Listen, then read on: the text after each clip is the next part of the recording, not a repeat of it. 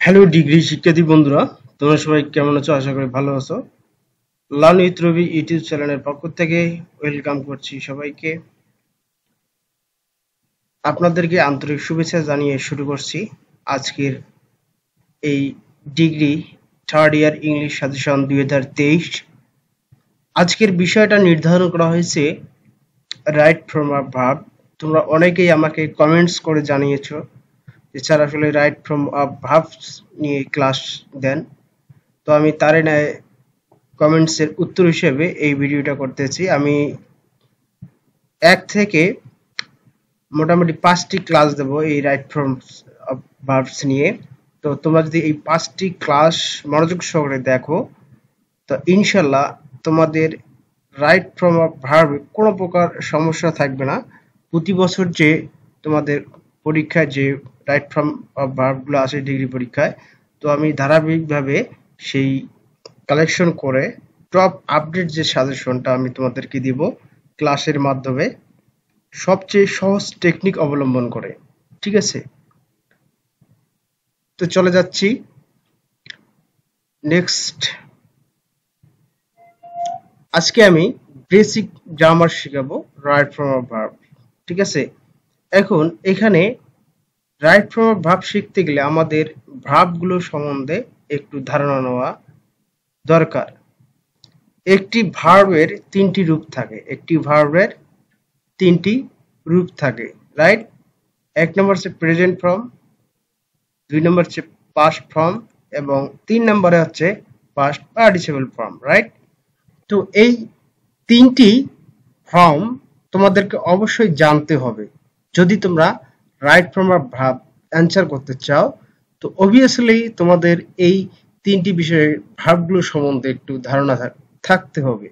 আর ধারণা থাকলে হবে কি, নেক্সট লাইফে এগুলো তোমাদের ফ্লুয়েন্টলি ইংলিশে কথা বলতে গেলে তোমাদের এগুলো কাজে দেবে। তো একদিকে তোমাদের পরীক্ষায় ভালো রেজাল্ট করতে সহায়তা করবে, অপরদিকে বাস্তব জীবনে তোমরা এর প্রয়োগ ঘটাতে পারবা জবের ক্ষেত্রে। এখন আসি প্রেজেন্ট ফর্ম, পাস্ট ফর্ম এবং পাস্ট পার্টিসিপল ফর্ম। যেমন ধরেন প্রেজেন্ট ফর্ম কাম, পাস্ট ফর্ম হচ্ছে কেম এবং পাস্ট পার্টিসিপল ফর্ম হচ্ছে কাম, রাইট। তো এই ভার্বটির 3টি ফর্ম রয়েছে। নেক্সটে যেমন go present form, went past form, gone past participle form, do present form, did past form, done past participle form, am is are যাকে বলে এটা হচ্ছে প্রেজেন্ট ফর্ম। তারপর হচ্ছে ওয়াজ, এটা হচ্ছে পাস্ট ফর্ম। পাস্ট পার্টিসিপল ফর্মটা হচ্ছে বিন, রাইট। কিছু ভাব শিখি নেই যেগুলো আমাদের অনেক কাজে দেবে। যেমন বি ভাব বলতে বোঝায়, বি ভাব বলতে be, am, is, are, was, were, been, এগুলোকে আমরা মূলত বি ভার্ব বলে আমরা জানি, রাইট। আবার হ্যাভ ভার্ব বলতে আমরা হ্যাভ, হ্যাজ, হ্যাড কে জানি, তাই না? এখন বি ভার্বের এই প্রেজেন্ট ফর্ম কোনটি এবং পাস্ট ফর্ম কোনটি সেগুলো আমাদের একটু জেনে নেই। যেমন হচ্ছে বিটা হচ্ছে বেস ফর্ম, এই বিটা হচ্ছে ব্রেস ফর্ম এবং এম ইজ আরটা হচ্ছে প্রেজেন্ট ফর্ম, ওয়াজ ওয়ারটা হচ্ছে পাস্ট ফর্ম এবং বিনটা হচ্ছে পাস্ট পার্টিসিপল ফর্ম, রাইট। এবার আসুন হ্যাভ ভার্ব। হ্যাভটা হচ্ছে প্রেজেন্ট ফর্ম, হ্যাজ হচ্ছে পাস্ট ফর্ম এবং হ্যাডটা হচ্ছে পাস্ট পার্টিসিপল ফর্ম। তো আমরা এই ভার্বগুলো সহজেই জেনে নিলাম এবং মনে রাখার চেষ্টা করব। এগুলো কিন্তু মুখস্থ করতে হবে, ঠিক আছে? একটা স্টুডেন্টের এগুলো মুখস্থ থাকা জরুরি। এবার আসেন আমরা নেক্সটে যাচ্ছি। এখন আমরা এক্সাম্পল হিসেবে দেখাবো রাইট ফ্রম ভার্ব, আমরা করে দেখাবো। তো আমি একটা এক্সাম্পল দিয়েছি, এখানে দেখো সিঙ্গুলার সাবজেক্ট, সিঙ্গুলার ভার্ব। যদি তোমরা বাক্যের মধ্যে সিঙ্গুলার সাবজেক্ট এবং সিঙ্গুলার ভার্ব পাও, তাহলে এজ যুক্ত ভাব তোমাদের বসাতে হবে। Example, one of the pen be black. এই কোশ্চেনটি এসেছিল ডিগ্রি 2019 সালে, বোর্ড কোশ্চেন হিসেবে এসেছিল 19 সালে। তো এখানে দেওয়া আছে দেখো, one of the pens be black. তাহলে আমরা এখন রাইট ফ্রম ভাব হিসাবে এই বির জায়গায় কি বসাবো? রাইট, প্রশ্ন, তাই না? এখন অ্যান্সার আমরা করব, দেখো one of the pen is black. এখন প্রশ্ন হচ্ছে কেন আমরা এখানে ইজ বসালাম? কারণ বিটা হচ্ছে, এটা কি বি ভার্ব, তাই না? বি ভার্বটা হচ্ছে ইজ, এম, ইজ, আর, এগুলোকে বলে। এখন আমি বলেছি যদি বাক্যের মধ্যে সিঙ্গুলার সাবজেক্ট, তার মানে ওয়ানটা হচ্ছে সিঙ্গুলার, ঠিক আছে? তাহলে আমাদের একটা ভার্ব, এজ যুক্ত ভার্ব বসাতে হবে, ঠিক আছে? তা এজ যুক্ত ভার্বের এম, ইজ, আর এর মধ্যে এস আছে ইজে, তো আমরা এখানে ইজ বসাইলাম, right? Next, 50 miles be a long distance. 50 miles be a long distance. এই কোশ্চেনটি এসেছিল ডিগ্রি 2017 সালে, এই বোর্ড কোশ্চেন হিসেবে 2017 সালে এই কোশ্চেনটি এসেছিল। এখন আমরা এটি রাইট ফ্রম ভার্ব হিসাবে কিভাবে চিহ্নিত, মানে অ্যান্সার করব, তাই না? এখন দেখো 50 মাইলস, আমি অ্যান্সারটা করে দিচ্ছি। 50 মাইলস এটি হচ্ছে কি সিঙ্গুলার সাবজেক্ট, রাইট? তো আমরা সিঙ্গুলার সাবজেক্টে সিঙ্গুলার ভাব থাকলে আমরা অবশ্যই ইজ যুক্ত ভাব, মানে এজ যুক্ত ভাব বসাবো। তা আমরা এখানে ইজ বসাইলাম, তার মানে অ্যান্সার হলো 50 mile is a long distance, right? তো আমি দ্বিতীয় তোমাদের এক্সাম্পলে যাচ্ছি। 2/3 of the student was present, right? তাহলে দেখো এখানে অ্যান্সারটি কিভাবে করব, আমি অ্যান্সার করে দিচ্ছি। 2/3 of the student were present। এখন প্রশ্ন হচ্ছে এখানে আমরা was এর জায়গায় were কেন বসালাম? ঠিক আছে, এখানে দেখো তোমাদের 2/3 এটি হচ্ছে প্লুরাল সাবজেক্ট, রাইট? তো প্লুরাল সাবজেক্টের ক্ষেত্রে এখানে প্লুরাল ভার্ব থাকলে আমরা এস মুক্ত ভার্ব বসাবো। তার মানে এখানে আছে ওয়াজ, তার মানে এখানে এস আছে, আমরা এস মুক্ত ভার্ব ওয়ার বসালাম এই জন্য, রাইট? তো আমাদের অ্যান্সারটি হলো 2/3 of the student were present। Next এক্সাম্পলে আমরা এখন যাব, দেখেন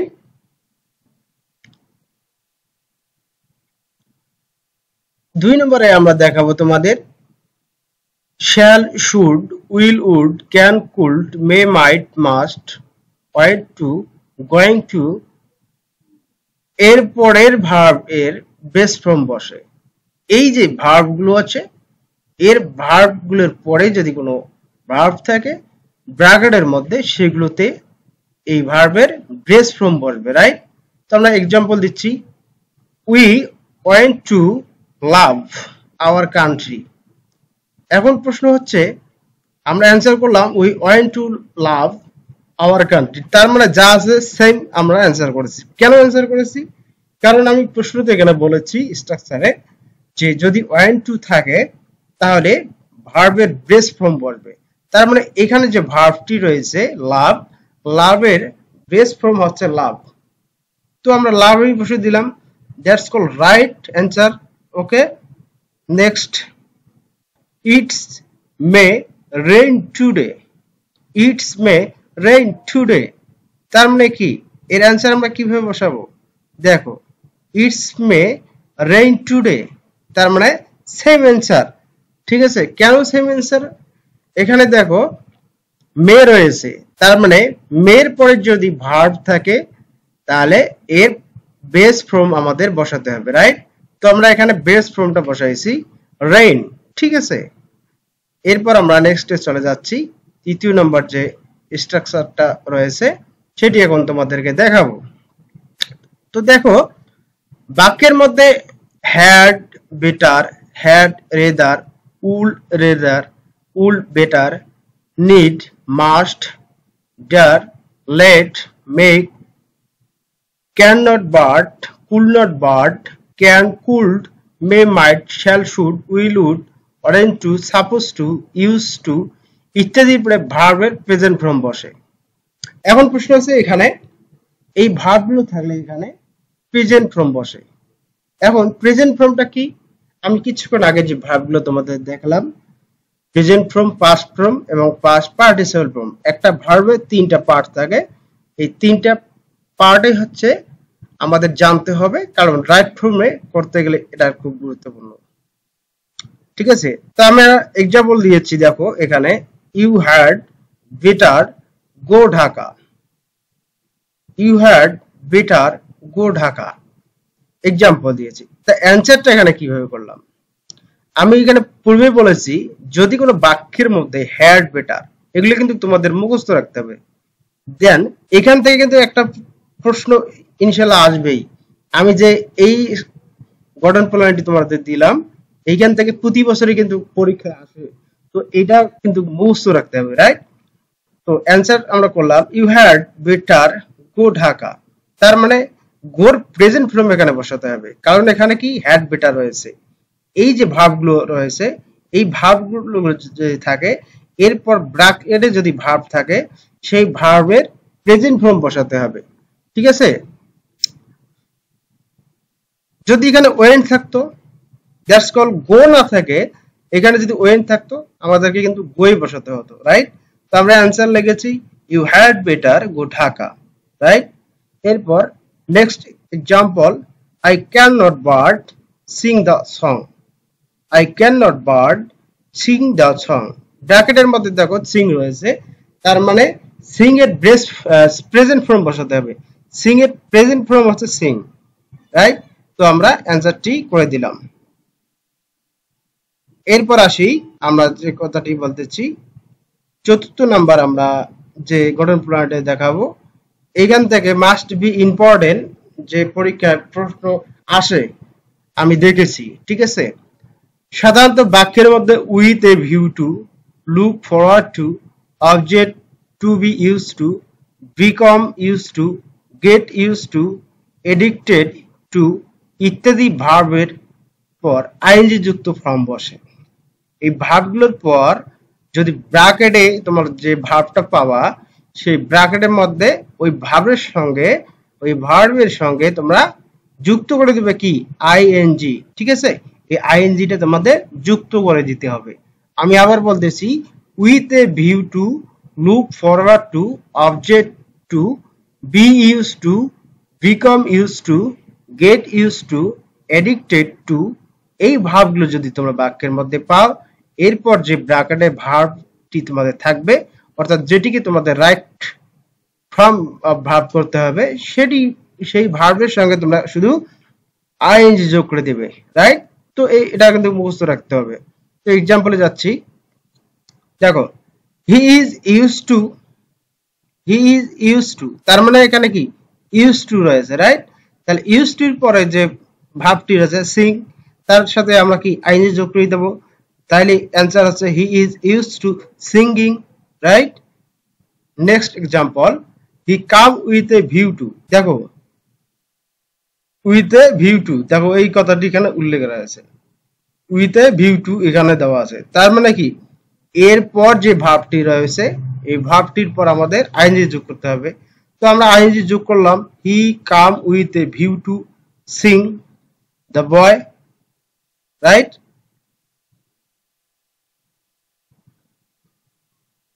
এরপর আসো 5 নাম্বার স্ট্রাকচারে। আমি এটি তোমাদের দেখাচ্ছি কেন, এটি খুবই একটা ইম্পর্টেন্ট, এই স্ট্রাকচারটা খুবই ইম্পর্টেন্ট, কেননা এখান থেকে প্রতি বছরেই পরীক্ষা আসে, কোশ্চেনগুলো আসে। তো বিগত দিনের ন্যায় আমি এজন্য এটি ইম্পর্টেন্ট হিসেবে তোমাদেরকে চিহ্নিত করে রাখতেছি, মানে রেড ম্যার্ক দিয়ে এখানে রাখতেছি। ঠিক আছে, তো তোমরা অবশ্যই এই ভার্বগুলো তোমরা অবশ্যই মুখস্থ করে নেবা। হ্যাঁ, তো এখানে দেখো সাধারণত কোনো বাক্যের মধ্যে can not help, could not help, with, without, with my, your, our, his, their, Rahim's, Karim's, যে কোনো preposition in, on, of, by, for, from, over, under, ETC বা আর্টিকেলের পর আইএনজি যুক্ত ভার্ব বসে। আমি আবার বলতেছি, সাধারণত কোনো বাক্যের মধ্যে can not help, could not help, with, without, with my, our, his, their, Rahim's, Karim, যে কোনো preposition in, on, of, by, for, from, over, under, ETC বা আর্টিকেলের পর আইএনজি যুক্ত ভার্ব বসে, রাইট? তো আমি এক্সাম্পল দিচ্ছি, হি is interested on right, he is interested on right, ঠিক আছে? তার মানে কি, এখানে আমাদের প্রিপজিশন রয়েছে। তো প্রিপজিশন থাকলে এরপরে ভার্বকে আমরা অবশ্যই আইএনজি যুক্ত করব। দেখো অ্যান্সার আমি দিয়েছি, he is interested on writing, he is interested on writing. এরপর আসি, would you mind, would you mind open the door, would you mind open the door example হিসেবে দিছি। এখন রাইট ফ্রম কিভাবে করব? তার মানে এখানে মাইন্ড কথাটা উল্লেখ রয়েছে, মাইন্ডের পর রয়েছে কি, ভার্বটি, ব্র্যাকেটে যে ভার্বটি রয়েছে এই ভার্বটি শেষে আমরা আইএনজি যুক্ত করব। তার মানে অ্যান্সার আমাদের হবে would you mind opening the door, right? Would you mind opening the door. তো প্রিয় শিক্ষার্থী বন্ধুরা, আমি এই 5টি গঠন প্রণালী তোমাদেরকে উদাহরণ সহ করে দেখালাম প্রথম ক্লাসে। তো আশা করি বাকি যে 4টি ক্লাস আমি এই চ্যানেলের মাধ্যমে প্রোভাইড করব, তো এই ক্লাসগুলি দেখলে রাইট ফ্রম অফ ভার্ব সম্বন্ধে তোমাদের কোনো সমস্যা থাকবে না, এবং আপ টু ডে যে তোমাদের পরীক্ষায় যে কোশ্চেনগুলো আসার সম্ভাবনা রয়েছে, আমি সেই কোশ্চেনগুলো নিয়ে হাজির হব দ্বিতীয় ক্লাসে, তৃতীয় ক্লাসে, চতুর্থ ক্লাসে এবং পঞ্চম ক্লাসে, ঠিক আছে? তো আশা করি এই 5টি ক্লাস এটি সহ করলে আশা করি তোমাদের রাইট ফ্রম নিয়ে আর কোনো প্রবলেম থাকবে না। তো অবশ্যই এই জন্য আমার চ্যানেলটিকে সাবস্ক্রাইব করে রাখবেন এবং কমেন্টস করে জানাবেন, আর অবশ্যই অন্য বন্ধুদেরকে শেয়ার করে দিবেন। ধন্যবাদ সবাইকে।